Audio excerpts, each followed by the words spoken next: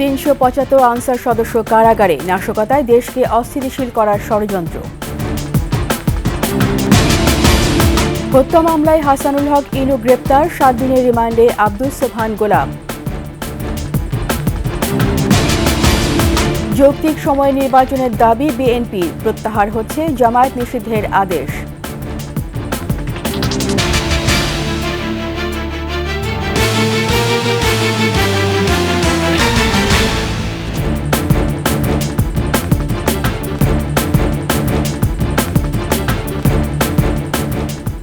শুনছিলেন ফের সিকিউরিটি ইসলামী bank PLC সংবাদ শিরোনাম। আমন্ত্রণ ২১ সংবাদের সাথে আছি আমি রীতা চৌধুরী।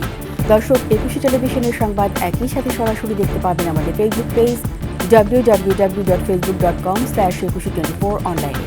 এছাড়া সাবস্ক্রাইব করতে পারেন www.youtube.com/21etv চ্যানেলে। বেআইনি সমাবেশ, রাষ্ট্রীয় কাজে বাধা এবং মারধরের মামলায় ৩৭৫ আনসার সদস্যের জেল হাজতে প্রেরণের নির্দেশ দিয়েছে আদালত। সিএমএম আদালতে তাদের হাজির করা হলে শুনানি শেষে এই নির্দেশ দেন কোর্ট। মেহেদী হাসানের রিপোর্ট। চাকরি জাতীয়করণের দাবিতে রোববার সচিবালয় ঘেরাও করে আনসার সদস্যরা। এ সময় সচিবালয় ঢুকে উপদেষ্টাকে জিম্মি করলে সেখানে উপস্থিত হয়ে আপোষের চেষ্টা করেন ছাত্র আন্দোলনের সমন্বয়ক হাসনাত আব্দুল্লাহ। উত্তেজিত আনসার সদস্যরা তাকে মারধর করলে অনলাইনে সাহায্য চান হাসনাত। এ সময় বিশ্ববিদ্যালয় শিক্ষার্থীরা ছুটে এলে তাদের সাথে সংঘর্ষ বাধে। আটক করা হয় আনসার সদস্যদের। সোমবার তাদের আদালতে হাজির করা হয়। তদন্তকারী কর্মকর্তা বলেন যে আনসাররা সরাসরি এই ধরনের নাশকতা এবং এই ঘটনার সঙ্গে তারা জড়িত, অতএব তাদেরকে জেলখানায় পাঠানো হোক এবং তার বক্তব্য শোনার পর বিজ্ঞ আদালত এই আনসারদেরকে কারাগারে প্রেরণ করে। তবে আসামি পক্ষের আইনজীবীর দাবি, আইন মেনেই আন্দোলন করছিলেন তারা। আনসার সদস্যরা তাদের যে অবহেলিত তাদের নৈতিক দাবি দাবার জন্য এবং তাদের যুক্তিসঙ্গত দাবি দাবার ব্যাপারে তারা আন্দোলন করতেছিল এবং সচিবালয়ে তারা শান্তিপূর্ণভাবে অবস্থান ধর্মঘট করতেছিল। বাংলাদেশ পুলিশ এবং বিভিন্ন বাহিনী, আমি নাম বলতে চাই না, যে তাদেরকে আতর্কিত হামলা করা হয়েছে। সচিবালয় ভাঙচুর ও অবরুদ্ধ করে রাখার ঘটনায় ৪ থানায় মামলায় ৪২০ জনের নাম উল্লেখ করে ১০,০০০ আনসার সদস্যের বিরুদ্ধে মামলা হয়েছে। এখনো পর্যন্ত গ্রেপ্তার ৩৬৯ জন। মেহেদী হাসান, ২১ টেলিভিশন, ঢাকা। চাকরি জাতীয়করণের দাবিতে রোববার সচিবালয় অবরুদ্ধ করে রাখে আনসারের একদল সদস্য।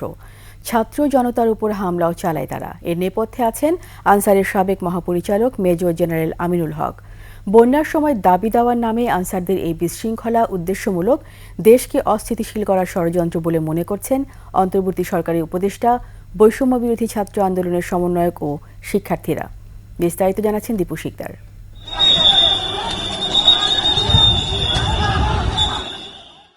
রোববার রাতে সচিবালয় এলাকায় শিক্ষার্থীদের উপর এভাবেই হামলা চালায় আনসারের একদল সদস্য।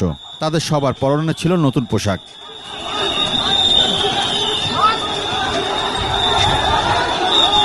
বৈষম্য বিরোধী ছাত্র আন্দোলনের সমন্বয়ক ও অন্তর্বর্তীকালীন সরকারের উপদেষ্টা নাহিদ ইসলাম, সমন্বয়ক সার্জিস আলম, হাসনাত আব্দুল্লাহ সহ অনেককে আটকে রাখা হয়েছে এমন খবর ছড়িয়ে পড়লে ঢাকা বিশ্ববিদ্যালয়ের বিভিন্ন হল থেকে টিএসসির রাজু ভাস্কর্যে জড়ো হন শিক্ষার্থীরা। কিছুক্ষণ পর তারা মিছিল নিয়ে সচিবালয় এলাকায় যান। সেখানে শিক্ষার্থীদের উপর চড়াও হন আনসারের একদল সদস্য। আমরা মনে করি তারা ওই পরাজিত শকুন, যেই শকুনরা রাষ্ট্রের স্থিতিশীলতা চায় না, যেই শকুনরা চায় রাষ্ট্র আবার ওই ফ্যাসিস্টদের হাতে যাক। হামলায় বৈষম্য বিরোধী ছাত্র আন্দোলনের সমন্বয়ক হাসনাত আব্দুল্লাহ সহ ৪০ জন শিক্ষার্থী গুরুতর আহত হন। শেখ হাসিনা ৪ মেয়াদে প্রায় ১৬ বছরে নিয়োগ পাওয়া আনসারের একদল সদস্য বন্যার সময় কেন এমন বিশৃঙ্খল পরিস্থিতি তৈরি করলেন তা নিয়ে প্রশ্ন উঠেছে। এর নেপথ্যে আনসারের সাবেক মহাপরিচালক মেজর জেনারেল AKM আমিনুল হকের ইন্ধন আছে কিনা তা খতিয়ে দেখা হচ্ছে। আমিনুল হকের বড় ভাই আওয়ামী লীগ নেতা ও সাবেক উপমন্ত্রী AKM এনামুল হক শামীম। শরীয়তপুরে ২ আসনের সাবেক সংসদ সদস্য তিনি। বিএনপি জামাতের সঙ্গে যুক্ত হয়েছে তথাকথিত কিছু সুশীল বাবুরা। এরা কারা? দেশবাসী তাদের ভালো করেই চেনেন। ছাত্র আন্দোলনের সময় পুলিশ, র্যাব, বিজিবি ও আনসার, বিএনপি, জামায়াত মোকাবেলা করেছে বলে একাধিকবার বক্তব্য দেন AKM আমিনুল হক। গভর্নমেন্টকে ডিস্টেবিলাইজ করার জন্য পলিটিক্যাল অর্গানাইজাররা যেভাবে উৎসাহিত করেছিল তাদেরকে, সেটা থেকে মুক্ত আনার জন্য দ্রুততার সাথে সবাই আমরা একসাথে কাজ করব। দেশ যখন বন্যার মতো দুর্যোগ মোকাবেলা করছে, তখন দাবি দাওয়া নিয়ে সচিবালয় অবরুদ্ধ করে রাখা শুভবুদ্ধির কোনো কাজ নয় বলে মনে করছেন অন্তর্বর্তীকালীন সরকারের উপদেষ্টারা। দাবি আদায়ের ছদ্মাবরণে বা বিভিন্ন অজুহাতে অবাস্তব এবং অসম্ভব দাবি ছিল গণ্ডগোল করার জন্য সচিবালয় ঘেরাও করে রেখেছিল। হয়তো আরও অনেকে যোগ দিত, একটা ভয়াবহ পরিস্থিতি হতে পারত। যেই জাগ্রত ছাত্র সমাজ, অপরিসীম ত্যাগের ভূমিকা, তারা এই পুরা পরিস্থিতিটা তারা মোকাবেলা করেছে। আনসারের বিতর্কিত সদস্যদের কোনো ছাড় নয় বলেও হুঁশিয়ারি তাদের। এই সরকারের ম্যান্ডেট কিন্তু ভেরি স্ট্রং। ছাত্র জনতা রাজপথে রক্ত দিয়ে এই সরকারকে আনছে। এটা ভেসে আসা সরকার না, এটা জনপ্রত্যাশার সরকার। এবং আমরা সরকার জনপ্রত্যাশাকে মিট করার জন্য যত কঠোর ব্যবস্থা হোক আমরা নিব। শিক্ষার্থীরাও মনে করেন, সারা দেশের মানুষ যখন ঐক্যবদ্ধভাবে বন্যা পরিস্থিতি মোকাবেলা করছে, তখন দাবি দেওয়ার উস্কানিমূলক কর্মকাণ্ড চালাচ্ছেন আনসারের একদল সদস্য। স্বৈরাচার যারা, ফ্যাসিস্ট যারা, ওরা হচ্ছে বিভিন্ন বাহিনীতে তাদের লোক, শুধু ডিআইজি বলেন বা বিভিন্ন লেফটেন্যান্ট কর্নেল বলেন, সব জায়গায় তারা ছিল। তো উপর থেকে তারাই হচ্ছে নির্দেশ দিচ্ছে এদের। ওদের মধ্যে অনেকে ছিল ছাত্রলীগ, এরা হচ্ছে পোশাকধারী ছাত্রলীগ, ঠিক আছে? এরা বিভিন্ন ধরনের আনসারের পোশাক পরা এরা ছাত্রলীগ হয়ে ঢুকছে। ওদের মোটিভটা সম্পূর্ণ ছিল হচ্ছে কি এখানে একটা হ্যাসেল ক্রিয়েট করা, এখানে হচ্ছে কি একটা গ্যাঞ্জাম ক্রিয়েট করা, যাতে স্টুডেন্টদেরকে ওরা খেপিয়ে দিতে পারে, স্টুডেন্টের উপর আর প্রতিশোধ নিতে পারে। অন্তর্বর্তীকালীন সরকারকে বিপদে ফেলতে নানা চক্র সক্রিয় আছে, তাদের সমূলে উৎপাদন করতে হবে বলেও মত তাদের। ওরা শেখ হাসিনার নীল নকশা বাস্তবায়নের লক্ষ্যে এরা এরকম অতর্কিত হামলা চালাইছে। দীপু শিকদার, 21 টেলিভিশন, ঢাকা। 14 দলে অন্যতম শরিক জাসদ সভাপতি ও সাবেক মন্ত্রী হাসানুল হক ইনুকে গ্রেপ্তার করা হয়েছে। রাজধানী নিউ মার্কেট থানার হত্যা মামলায় ইনুকে গ্রেপ্তার করা হয়েছে বলে জানিয়েছে ঢাকা মহানগর গোয়েন্দা পুলিশ। সোমবার বিকেলে রাজধানী উত্তরার একটি বাসা থেকে আটকের পর বিঞ্চু রোডে গোয়েন্দা পুলিশের কার্যালয়ে নেওয়া হয় তাকে। সাবেক মন্ত্রী হাসানুল হক ইনুর বিরুদ্ধে ঘুষ, দুর্নীতির পাশাপাশি তথ্য সন্ত্রাসের অভিযোগ আছে। পোশাক কারখানার শ্রমিক রুবেল হত্যা মামলায় আওয়ামী লীগের প্রচার ও প্রকাশনা সম্পাদক আব্দুস সোবহান গোলাপকে জিজ্ঞাসাবাদের জন্য 7 দিনের রিমান্ড মঞ্জুর করেছেন আদালত। তাকে আদালতে হাজির করে 10 দিনের রিমান্ড চায় মামলার তদন্তকারী কর্মকর্তা। শুনানি শেষে ঢাকার মেট্রোপলিটন ম্যাজিস্ট্রেট মোশাররফ হোসেনের আদালত 7 দিনের রিমান্ড মঞ্জুর করেন। রোববার রাজধানী পশ্চিম রাখালপাড়া থেকে গোলাপকে আটক করা হয়। একই মামলায় 71 টিভি চাকরিচ্যুত প্রধান প্রতিবেদক ও উপস্থাপিকা ফারজানা রূপা এবং চাকরিচ্যুত বার্তা প্রধান শাকিল আহমেদকে জিজ্ঞাসাবাদের জন্য আবারও 5 দিনের রিমান্ড মঞ্জুর করেছেন আদালত। বিজ্ঞ আদালত তদন্তকারী কর্মকর্তার বক্তব্য শুনে এবং আসামিদের আইনজীবীদের বক্তব্য শুনে আব্দুস সোবহান গোলাপের বিরুদ্ধে 7 দিন এবং শাকিল আহমেদ ফারজানার বিরুদ্ধে 5 দিন রিমান্ড মঞ্জুর করেন। শেখ হাসিনার বিশেষ সহকারী আব্দুস সোবহান গোলাপ একজন ভাড়াটে দখলদার। হাসিনার আরেক অলিগার্ক এস আলম গ্রুপের প্রধান সাইফুল আলম মাসুদের ভাড়াটে হিসেবে 21 টেলিভিশন সহ শতাধিক প্রতিষ্ঠান দখল করেন। যুক্তরাষ্ট্রের নাগরিকত্ব ত্যাগ না করে ভোটারবিহীন 11 জাতীয় সংসদ নির্বাচনে মাদারীপুর 3 আসন থেকে সংসদ সদস্য হয়েছিলেন গোলাপ। নিউ ইয়র্কে একসময় ট্যাক্সি চালানো গোলাপ এখন হাজার হাজার কোটি টাকার মালিক। স্বীকৃতিবিহীন আমেরিকান ওয়ার্ল্ড ইউনিভার্সিটি থেকে ডক্টরেট ডিগ্রি নেয়া গোলাপের আদ্যপান্ত কালকিনি উপজেলার প্রতিনিধি রাকিবুজ্জামানকে সাথে নিয়ে জানাচ্ছেন মানিক শিকদার। 21 টেলিভিশন, ইসলামী ব্যাংকের মতো শীর্ষ ব্যাংক সহ শতাধিক প্রতিষ্ঠান দখলে এস আলম গ্রুপের প্রধান সাইফুল আলম মাসুদের ভাড়াটে হিসেবে কাজ করেছেন শেখ হাসিনার বিশেষ সহকারী আব্দুস সোবহান গোলাপ।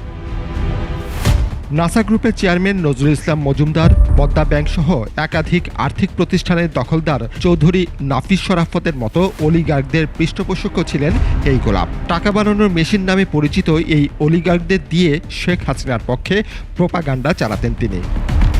ক্ষমতাচ্যুত প্রধানমন্ত্রী শেখ হাসিনার হয়ে অলিগার্কদের সাথে যোগাযোগ রাখতেন তিনি। যুক্তরাষ্ট্রের নিউ ইয়র্কে ট্যাক্সি চালাতেন এক সময়, pizza delivery, grocery shop, pharmacy স্টোরেও কাজ করেছেন। তারপর হঠাৎ করেই হাজার হাজার কোটি টাকার মালিক বনে যান আব্দুস সোবহান গোলাপ। উনি ট্যাক্সি চালায় রাতারাতি এত পাহাড় সম্পদের মালিক কিভাবে হলো এর সুষ্ঠু বিচার এই এলাকার এই দেশের জনগণ চায়।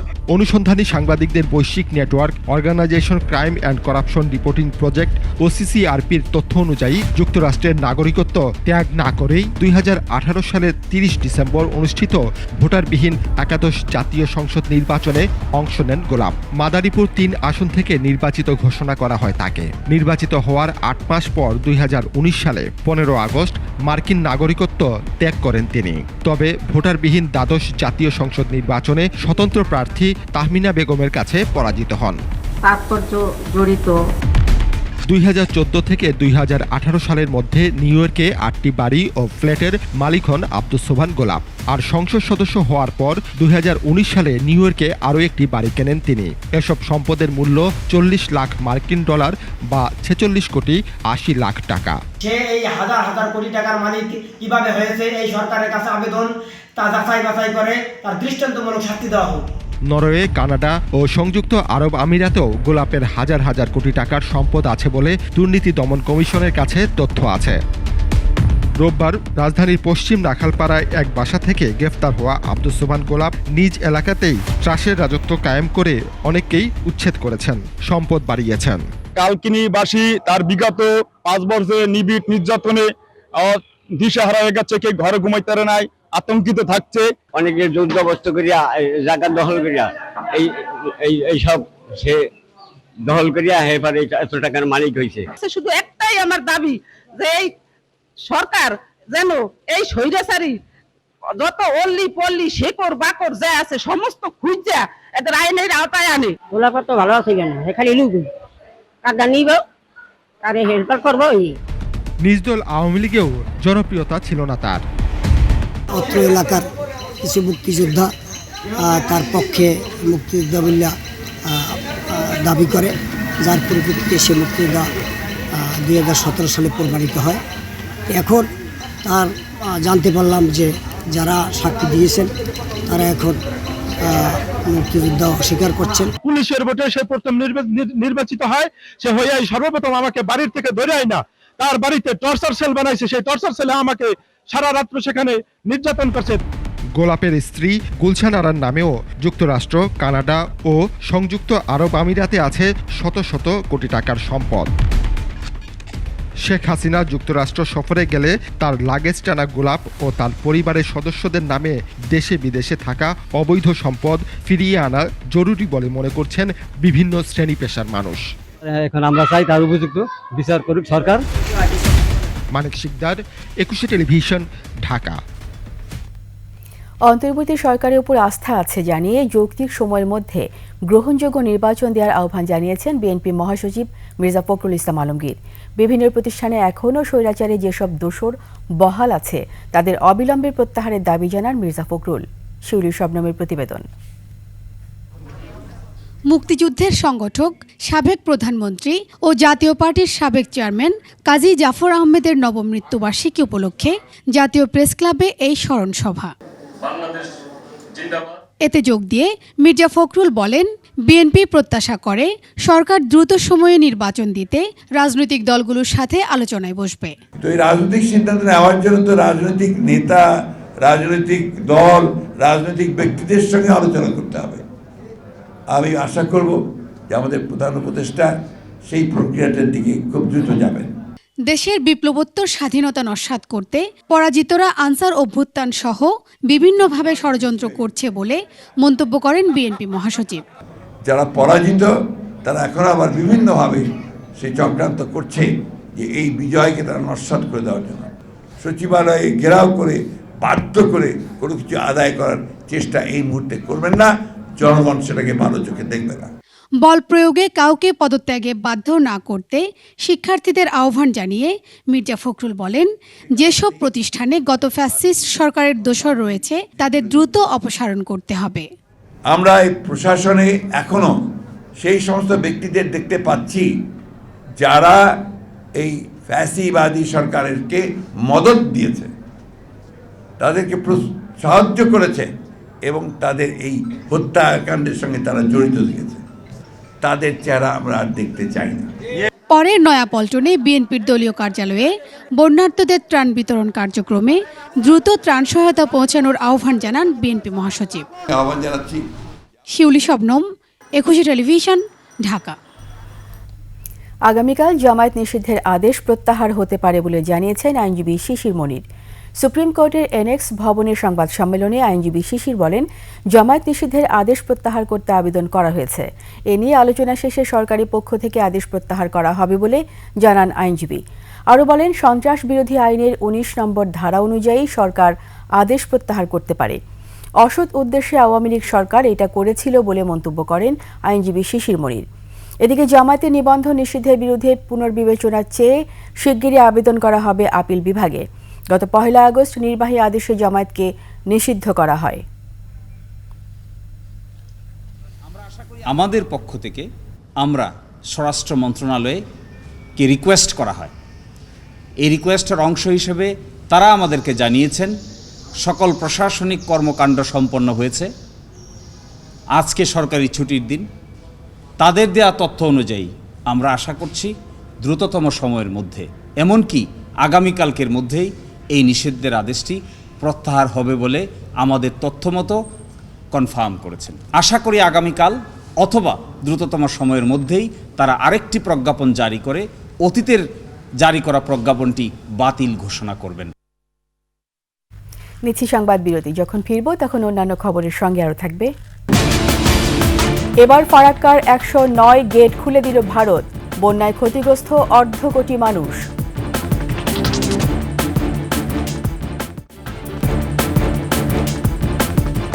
আবার আমন্ত্রণ 21 সংবাদে। বিহার ও ঝাড়খণ্ডে বন্যার জেরে ফারাক্কা বাঁধের 109টি গেট খুলে দিয়েছে ভারত।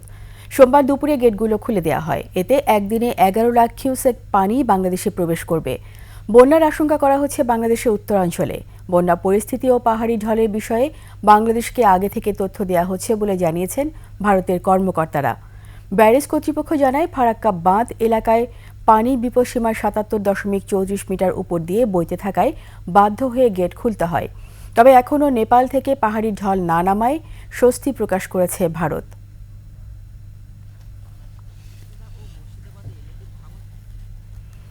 বন্যার পানি অনেক অঞ্চলে নামতে শুরু করলেও এখনও ফেনী, নোয়াখালী ও কুমিল্লার অনেক উপজেলায় পরিস্থিতি খুবই নাজুক। টানা বৃষ্টি ও বাঁধ ভেঙে নতুন করে প্লাবিত হচ্ছে অনেক স্থান।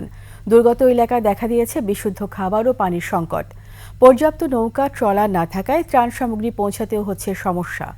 বন্যা মোকাবেলায় কাজ করেছে সেনাবাহিনী, নৌবাহিনী, র্যাব, বিজিবি, কোস্টগার্ড সহ বেশ কয়েকটি স্বেচ্ছাসেবী বিভিন্ন সংগঠন। প্রতিনিধিদের তথ্যচিত্রে ডেস্ক রিপোর্ট। চারিদিকে শুধু পানি আর পানি, এরই মধ্যে চলছে বেঁচে থাকার সংগ্রাম। ফেনীর ফুলগাজী, পরশুরামে বন্যার পানি কমতে শুরু করলেও এখনও পানিবন্দী রয়েছেন ছাগলনাইয়া ও সদর উপজেলার মানুষ। পরিস্থিতির অবনতি হয়েছে সোনাগাজী এবং দাগনভূঞায়। এ পর্যন্ত মারা গেছে 10 জন। পর্যাপ্ত পরিমাণ খাবার নেই, এখানে খুব খাবারের সংকট। বিভিন্ন আশ্রয় কেন্দ্রে রয়েছেন 1,50,000 মানুষ। বন্যা দুর্গত এলাকায় পর্যাপ্ত ত্রাণ পৌঁছতে না পারায় দেখা দিয়েছে বিশুদ্ধ পানি ও খাদ্য সংকট। ঘরের প্রায় মাঝামাঝি পরিমাণ পানি হচ্ছে। এরপরে আমরা রাতে প্রায় 1টার দিকে এখানে আসি। বন্যা মোকাবেলায় কাজ করছে সেনা ও নৌবাহিনী, র্যাব, বিজিবি, কোস্টগার্ড সহ বেশ কয়েকটি স্বেচ্ছাসেবী সংগঠন। কুমিল্লার গোমতীর পাড় ভাঙার 5ম দিনেও বাঁধ ভাঙা পানি বুড়িচং ব্রাহ্মণপাড়া উপজেলায় বিস্তীর্ণ এলাকায় প্রবেশ করেছে। এতে করে পানিবন্দী মানুষের সংখ্যা বাড়ছে। দেশের বিভিন্ন স্থান থেকে দুর্গতদের জন্য ত্রাণ সামগ্রী আসলেও পর্যাপ্ত নৌকা ও ট্রলার না থাকায় উপদ্রুত এলাকায় তা পৌঁছানো যাচ্ছে না। কুমিল্লায় 724টি কেন্দ্রে 50,000-এর বেশি মানুষ আশ্রয় নিয়েছে। 224টি মেডিকেল টিম দুর্গতদের চিকিৎসা দিচ্ছে। মৌলভীবাজারের বন্যা পরিস্থিতি উন্নতির দিকে। মনু, ধলই ও কুশিয়ারা নদীর পানি এখন বিপদসীমার নিচে। রাজনগর, কুলাউড়া ও মৌলভীবাজারের একাংশের মানুষ এখনও পানিবন্দী। খাদ্য সহায়তায় এগিয়ে এসেছেন বিভিন্ন সামাজিক সংগঠন সহ আমেরিকা ও যুক্তরাজ্য প্রবাসীরাও। নোয়াখালী জেলার বন্যার পানি লোকালয়ে ঢুকে লক্ষ্মীপুরে নতুন করে কয়েকটি এলাকা প্লাবিত হয়েছে। দেখা দিয়েছে বিশুদ্ধ পানির সংকট। আশ্রয় কেন্দ্রে মানুষ খেয়ে না খেয়ে দিন কাটাচ্ছে। 5 উপজেলায় 10 লাখ মানুষ পানিবন্দী। বিদ্যুৎহীন অবস্থায় রয়েছে 50,000 গ্রাহক। জেলায় স্থায়ী 185টি এবং অস্থায়ী 60টি আশ্রয়কেন্দ্র খোলা হয়েছে। এদিকে পানির তোড়ে ভেঙে গেছে নোয়াখালীর কোম্পানিগঞ্জ মুছাপুর রেগুলেটর। পুরো রেগুলেটর ভেঙে মেঘনায় চলে যায়। এতে আতঙ্ক ছড়িয়ে পড়েছে স্থানীয়দের মাঝে। টানা বৃষ্টিপাতে কাপ্তাই বাঁধের পানির উচ্চতা বৃদ্ধি পাওয়ায় রাঙামাটি শহরে বিভিন্ন নিচু এলাকা ডুবে গেছে। পানি বাড়ায় শহরের ফিশারি বাঁধের সড়ক ভেঙে গেছে এবং নিচু এলাকার ঘরবাড়ি ও রাস্তাঘাট ডুবে গেছে। 50-এর উপরে এখানকার ঘরবাড়ি নিমজ্জিত। ভোলায় ক্ষতিগ্রস্ত পরিবারকে বিনামূল্যে চিকিৎসা সেবা, ওষুধ ও ত্রাণ সহায়তা দিচ্ছে নৌবাহিনী। মুষলধারে বৃষ্টিতে বাগেরহাট শহরের বেশিরভাগ এলাকা তলিয়ে গেছে। জলাবদ্ধতায় দুর্ভোগে পড়েছেন নিম্ন আয়ের মানুষ। ঝিনাইদহে ভারী বর্ষণে জনজীবনে ভোগান্তি দেখা দিয়েছে। জলাবদ্ধতায় চরম দুর্ভোগে পড়েছেন শহরবাসী। Masum আলিসা, desk report, 21 television. এরই সাথে শেষ করছি 21 সংবাদ। যাওয়ার আগে ফার্স্ট সিকিউরিটি ইসলামী ব্যাংক পিএলসি সংবাদ শিরোনামগুলো আরও একবার। 375 আনসার সদস্য কারাগারে, নাশকতায় দেশকে অস্থিতিশীল করার ষড়যন্ত্র। হত্যা মামলায় হাসানুল হক ইনু গ্রেপ্তার, 7 দিনের রিমান্ডে আব্দুস সোবহান গোলাম। যৌক্তিক সময় নির্বাচনের দাবি বিএনপির, প্রত্যাহার হচ্ছে জামায়াত নিষিদ্ধের আদেশ।